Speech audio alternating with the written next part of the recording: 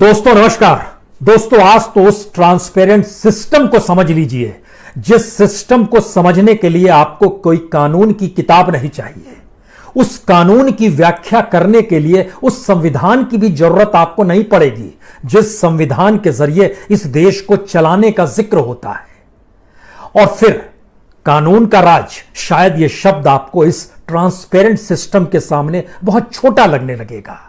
इस देश के भीतर में जब न्यायपालिका फेल होगी, इस देश के भीतर में जब इंस्टीट्यूशंस खत्म होंगे, इस देश के भीतर में जब राजनीतिक सत्ता का अपना दायरा अपराधीकरण के दायरे के भीतर दलदल में धंसता हुआ नजर आएगा, तो फिर न्याय सड़क पर ही होगा।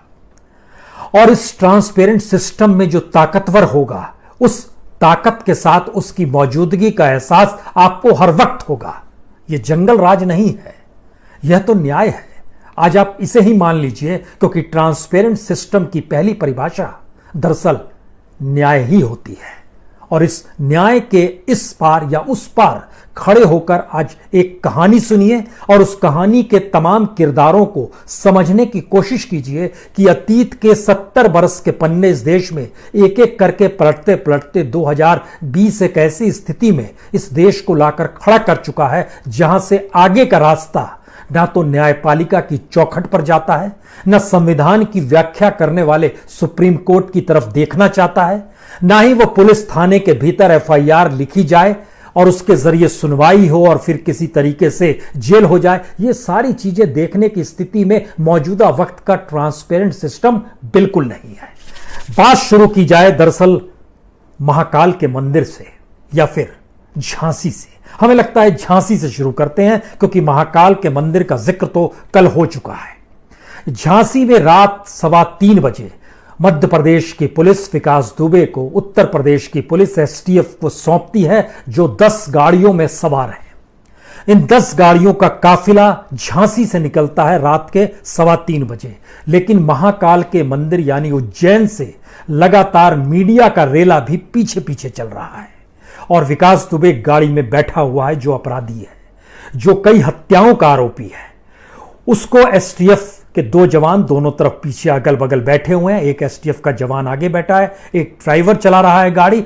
आगे 4 गाड़ियां हैं, पीछे 5 गाड़ियां हैं, 10 गाड़ियों का काफिला और इन सब के पीछे मीडिया का एक काफिला। और इस चकाचौंध शोर हॉर्न के बीच लगातार गाड़ी चली जा रही है। कोई सो नहीं रहा है, किसी की आंखों में कोई झपकी नहीं है, चाहे वो पुलिस वाला हो, चाहे एसटीएफ हो, चाहे मीडिया हो। और इन सब के बीच जिसके ऊपर सबकी नजर है वो विकास दुबे क्यों ना हो।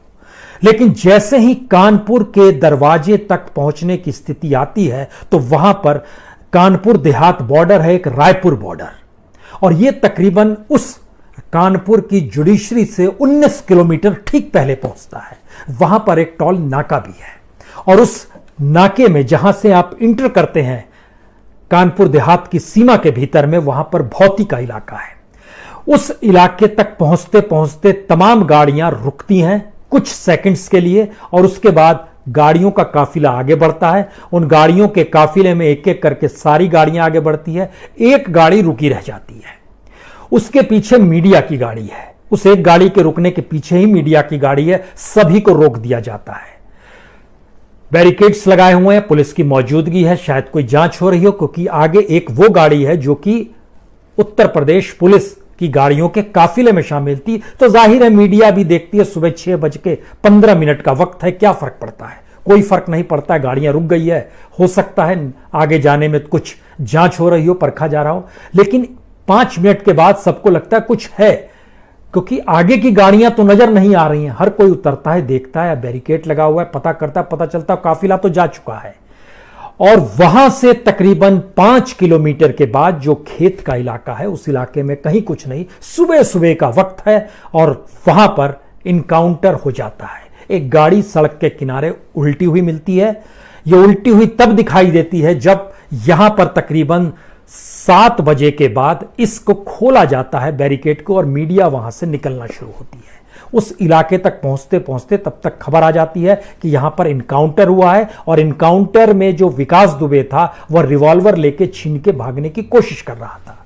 तुरंत हर जहन में कई सवाल आते हैं। पहला सवाल, जब कोई नहीं था तब वो महाकाल के मंदिर में सरेंडर कर रहा था, और जब 10-10 गाड़ियां हैं, पुलिस है, मीडिया है, तो वो भागना चाह रहा था। पहला सवाल ये।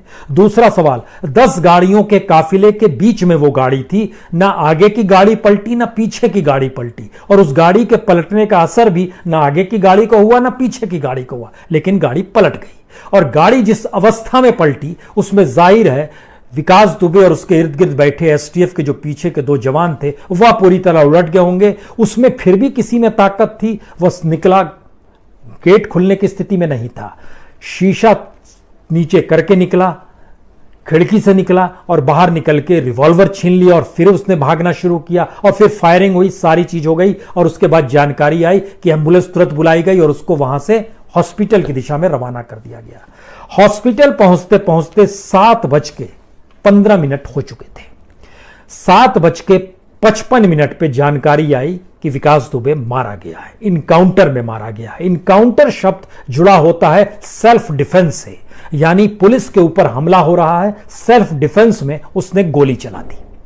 इस सेल्फ डिफेंस को लेकर सुप्रीम कोर्ट ने एक लंबी चौड़ी व्याख्या की है कि जब कोई इनकाउंटर हो जाए तो उसके बाद क्या क्या करना होगा या क्या क्या किया जाएगा, उसकी भी एक लंबी फहरिस्त है। उस लंबी फहरिस्त में है कि जो इनकाउंटर हुआ है उसके बारे में लिखित या फिर इलेक्ट्रॉनिक फॉर्म में उसकी पूरी रिपोर्ट अदालत को सौंपनी होगी। बिना देरी किए जो भी क्राइम स्पॉट है उसका इन्वेस्टिगेशन होगा, एक क्रिमिनल रजिस्टर तैयार किया जाएगा और उसको कोर्ट को सौंपना होगा। उसको रजिस्टर्ड अपने तौर पर करना होगा, और इस पूरे की जांच जो है या तो इंडिपेंडेंट सीआईडी की टीम करेगी या फिर एक दूसरे पुलिस थाने का एक सीनियर अफसर की अगुवाई में इसकी जांच की जाएगी, जिससे वहां पर मौजूद एविडेंस हो, आइडेंटिटी सीन हो, विटनेसेस हो, इन सब के बारे में जानकारी ली जाएगी। मैजिस्ट्रेट स्तर की एक पूरी जांच होगी और एनएचआरसी को, राष्ट्रीय मानवाधिकार आयोग को जानकारी दी जाएगी। और जो मेडिकल उसको सुविधा दी गई, कब दी गई, तुरंत दी गई, बाद में दी गई, जो एफआईआर है, पंचनामा है, पुलिस डायरी है, सब कुछ अदालत को सौंपी जाएगी। जहां पर इनकाउंटर हुआ उस पूरे स्पॉट की फॉरेंसिक जांच होगी, सब कुछ होगा। हो सकता है ये सारे दस्तावेज तैयार हो जाएं और अदालत में सौंप भी दिए जाएं। अदालत में चीजें सौंप दी जाए, उसी अदालत का हम जिक्र कर रहे हैं जिस अदालत के दायरे में 5 हत्या करने के बाद भी विकास दुबे को कभी सजा हो नहीं पाई, उसको हर बार जमानत हो गई। तो क्या ये अदालत के लूपहोल हैं? ये आपके जहन में सवाल किसी के भी होगा।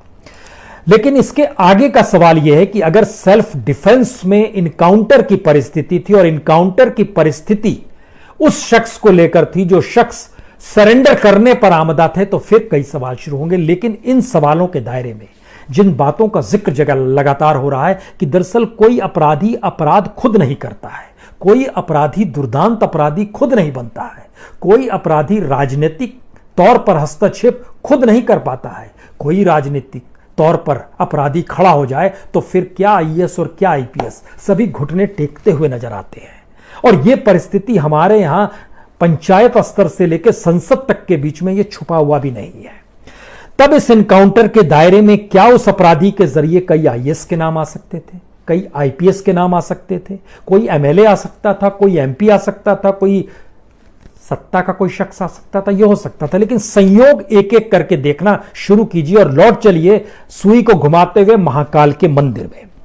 उज्जैन में महाकाल के मंदिर में 9 तारीख को, यानी कल, जब आत्मसमर्पण किया विकास दुबे ने, उससे पहले वहां पर दोपहर को जो प्रभारी थाना थे, उनका नाम था, उस समय उनका तबादला कर दिया गया।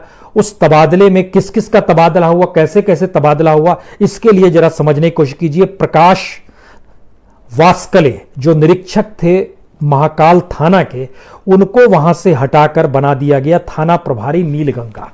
उनको वहां भेज दिया गया बुधवार के दिन। गुरुवार को हो रहा है, बुधवार को ये ट्रांसफर हुआ। वहां पर पुलिस लाइन से अरविंद सिंह तोमर निरीक्षक जो थे उनको लाया गया और उनको महाकाल में निरीक्षक बता दिया गया, थाने का बना दिया गया। इसके साथ 2 तबादले और हुए। एक हुआ आशा सोलंकी जो निरीक्षक के तौर पर महाकाल मंदिर चौकी में नियुक्त थी, उसको वहां से हटाया गया और उनको भेज दिया गया प्रभारी महिला अपराध सेल उज्जैन में भेज दिया गया। और वहां पे पुलिस लाइन से राजेश यादव को लाया गया, चौकी प्रभारी महाकाल के तौर पर मंदिर में बैठा दिया गया। यानी पुलिस बिल्कुल नहीं है। और इसके साथ ही जो सिक्योरिटी गार्ड था, जो प्राइवेट सिक्योरिटी गार्ड एसआईएस का था, जिसने पहली बार पहचाना, उसका नाम लखन यादव, जो कि मंदिर प्रशासन ने उसको इस घटना के तुरंत बाद छुट्टी पर भेज दिया। तो एक घटना महाकाल की, एक घटना भौती की, जो कि कानपुर देहात में घुसते ही सबसे पहले का इलाका आता है। और यहीं से यह बात शुरू होती है, क्या इस देश के भीतर में इनकाउंटर जो है और अपने तरीके से न्याय देने की परिस्थितियां अब पुलिस को लगने लगा है। क्योंकि जैसे ही 2 तारीख को 8 पुलिसकर्मी शहीद हो गए, अपराधी को पकड़ने गए थे और अपराधी ने वहां अपने गैंग के साथ मिलकर गोलियां चलाई और उसमें 8 पुलिसकर्मी शहीद हुए, उसके अगले दिन से क्या शुरू हुआ? उस पूरे मकान को ढा दिया गया। कानून की किताब पकड़िएगा, संसद और संविधान की पुस्तक को पकड़िएगा तो यह आपको अदालत के जरिए आदेश होने के बाद होना चाहिए। घर गिराया गया। 3 तारीख को प्रेम शंकर पांडे जो मामा है और अतुल दुबे जो सहयोगी है, पहले सबसे पहले निशाने पर वही आए। इसके अलावा 20 लोगों को नामजद किया गया, 60 के खिलाफ एफआईआर हुई। जो डॉक्यूमेंट्स हैं वो अलग है, जो इनकाउंटर्स हो रहे हैं वो अलग है। उसके तुरंत बाद 5 तारीख को जो विकास का नौकर था, एक खास सहयोगी था दयाशंकर, उसको बबलू अग्निहोत्री भी कहते हैं, उर्फ कल्लू अभिनेत्री, उसको वहां पर पकड़ लिया गया। वो घायल हो गया, उसको लेकिन अपने पास रखा गया। 8 जुलाई को अमर दुबे, इसका इनकाउंटर हुआ। प्रभात मिश्रा, इसको गिरफ्तार कर लिया गया। प्रभात मिश्रा को 8 को गिरफ्तार किया गया और प्रभात मिश्रा को 9 को इनकाउंटर कर दिया गया। जिसकी गिरफ्तारी हुई है उसका इनकाउंटर 9 को हो गया। वह भी भागने का प्रयास कर रहा था। बउआ दुबे, उसका भी इनकाउंटर हो गया। और 10 जुलाई को विकास दुबे का इनकाउंटर हो गया। इस फेरिस्त में आपको सिर्फ इनकाउंटर शब्द आपके जहन में घूम रहा होगा, और इनकाउंटर शब्द जब घूमेगा आपके दिमाग में तो हमको लगता है इस देश के भीतर का इनकाउंटर का सच क्या है। इस देश के भीतर बहुत सारे इनकाउंटर हुए हैं, अलग अलग तरीके से हुए हैं। जिस समय महाराष्ट्र में खास तौर से इनकाउंटर महाराष्ट्र के तौर पर एक पहचान रही है, यहां पे जब अंडरवर्ल्ड था उसमें कई पुलिस वालों के नाम आते हैं जो इनकाउंटर में माहिर थे। प्रदीप शर्मा 312 इनकाउंटर किए, दया नायक 83 इनकाउंटर किए, प्रफुल्ल भोसले 77 इनकाउंटर किए, रविंद्रनाथ अंगारे 54 इनकाउंटर किए, सचिन वाजे 63 इनकाउंटर किए, विजय सालस्कर 61 इनकाउंटर किए। ये इनकाउंटर करने वाले पुलिस थे। कुछ राजनीति में चले गए, कोई कहीं शामिल हो गया, एक अलग इनकी स्थिति है, महाराष्ट्र की एक स्थिति है। उसके बाद आपके दिमाग में तुरंत गुजरात आएगा। गुजरात में इनकाउंटर जिनका हुआ 2002 गुजरात राइट्स के बाद से 2007 तक के बीच में, आपको चाहे अनचाहे 4 नाम याद तुरंत आएंगे। पहला नाम सादिक जमाल 2003 में, इसका इनकाउंटर। उसके बाद इशरत जहां 2004, इसका इनकाउंटर। सोहराबुद्दीन शेख 2005, इसका इनकाउंटर। 2006 में तुलसीराम प्रजापति, इसका इनकाउंटर। आपके ये जहन में तुरंत आएगा। आपको याद होगा पंजाब में भी 1984 के बाद से एक इनकाउंटर का सिलसिला शुरू हुआ था। आतंकवाद वहां पर था माना जा रहा था, और 1984 से 1995 तक खूब इनकाउंटर हुए। इस प्रोसेस में जब आप आगे बढ़िएगा तो आपके दिमाग में आएगा 2017 में जब उत्तर प्रदेश के मुख्यमंत्री योगी आदित्यनाथ बने तो उन्होंने एक क्लीन ऑपरेशन शुरू किया, और इस क्लीन ऑपरेशन का मतलब था अपराधियों को खत्म कर देना। और 2017 के मार्च में शपथ लेने के बाद जो इनकाउंटर का सिलसिला शुरू हुआ वह 2019 के मई तक का डाटा बतलाता है कि 5178 इनकाउंटर यूपी में हुए, 113 लोग मारे गए, 1859 लोग घायल हुए। और ऐसा नहीं है कि पुलिस घायल नहीं हुई, 642 पुलिसकर्मी भी घायल हुए। लेकिन यह इनकाउंटर इससे पहले का है। मौजूदा वक्त में जो 5 लोगों का इनकाउंटर हुआ और छठा विकास दुबे, और जानकारी आ रही है कि 12 वांटेड अभी भी इस गैंग के बचे हुए हैं जिनका इनकाउंटर कभी भी हो सकता है। और इसके साथ यह भी जानकारी आ रही है कि अब किसी को छोड़ा नहीं जाएगा। इस नहीं छोड़ने की परिस्थिति में अदालत कहां है? इस नहीं छोड़ने की परिस्थिति में कानून का राज कहां पर है? हम इस बात का जिक्र इसलिए कर रहे हैं क्योंकि इस देश के भीतर में उत्तर प्रदेश ही वो जगह है जहां सबसे ज्यादा क्रिमिनल केसेस दर्ज होते हैं, सबसे ज्यादा क्रिमिनल केसेस अदालत तक पहुंचते हैं, और सबसे ज्यादा क्रिमिनल केसेस पेंडिंग पड़े हुए हैं।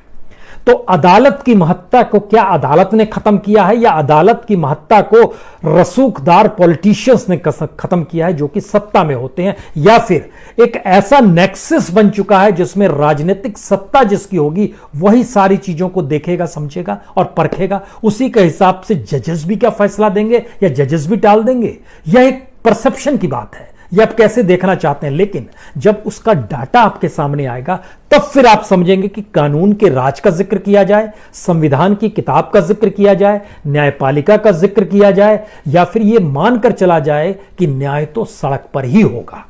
और हम इस दिशा में बढ़ चुके हैं। इसकी वजह यह है कि अगर सिर्फ बीते 10 बरस की स्थिति देखिए, हम 3.5 करोड़ केसेस पे नहीं जा रहे हैं जो पेंडिंग पड़े हुए हैं, हम सिर्फ बीते 10 बरस को देखना चाहते हैं। 10 बरस का मतलब 2010 से लेकर 2020 तक की स्थिति। इस स्थिति के बीच में इस देश में कितने केसेस हैं जो पेंडिंग पड़े हुए हैं, उस दिशा में अगर आइएगा तो तकरीबन 3 करोड़ 14 लाख केस इस देश की डिस्ट्रिक्ट और सेबुनेट कोर्ट में, जो उसके नीचे तालुका कोर्ट होता है, वहां पर पड़े हुए हैं। ये दर्ज है। ये नवंबर 2019 तक की स्थिति हम बता रहे हैं। जून तक में आखिरी बार सरकार की तरफ से राज्यसभा में, संसद में जानकारी दी गई थी कि लगभग जिला और तालुक कोर्ट में 28 लाख केस पेंडिंग है, जो मौजूदा वक्त में जानकारी आती है नवंबर 2019 में लगभग 3.25 करोड़ केसेस पड़े हुए हैं। हाईकोर्ट में सरकार ने कहा था, जो जानकारी थी, 9,20,000 केस वहां पर पड़े हुए हैं। नवंबर 2019 तक की स्थिति ओवरऑल उसमें है लगभग 44,75,000 केस पड़े हुए हैं। सुप्रीम कोर्ट में लगभग 59,867 केसेस पड़े हुए हैं। और ऐसा नहीं है कि दरअसल केसेस की सुनवाई मौजूदा वक्त में, ये एक लंबी प्रक्रिया है जिसमें चीजें खत्म होती चली गई। अगर फिर भी आपको लगता है नहीं, क्योंकि संविधान को नमन करने के बाद मौजूदा वक्त के देश के प्रधानमंत्री ने शपथ ली थी, तो 2014 से जिक्र हमको आपको अलग से बतलाएं तो वह भी बतला देते हैं। 2013 तक इस देश के भीतर में तकरीबन 2 करोड़ 62 लाख केसेस पेंडिंग थे डिस्ट्रिक्ट कोर्ट में और तालुका कोर्ट में, यानी जो डिस्ट्रिक्ट के नीचे सबोर्डिनेट कोर्ट होते हैं, जो कि 2019 के नवंबर महीने तक बढ़ के हो गए 3 करोड़ 14 लाख। हाई कोर्ट में इससे पहले केस चल रहे थे 41,53,000 2003 तक, लेकिन 2019 में ये बढ़कर हो गए 44,75,000। सुप्रीम कोर्ट में केसेस जरूर कुछ कम हुए वहां पर, यानी सुनवाई में तेजी आई है। सुप्रीम कोर्ट में 62,791 62,791 केसेस थे जो कि 2013 में पेंडिंग थे, जो कम हुए, और नवंबर 2019 में ये हो गए 59,867। लेकिन चूंकि उत्तर प्रदेश ने एक ट्रांसपेरेंट सिस्टम इस देश को दिखाया है, तो उसके भीतर आइए जरा झांकने की कोशिश की जाए।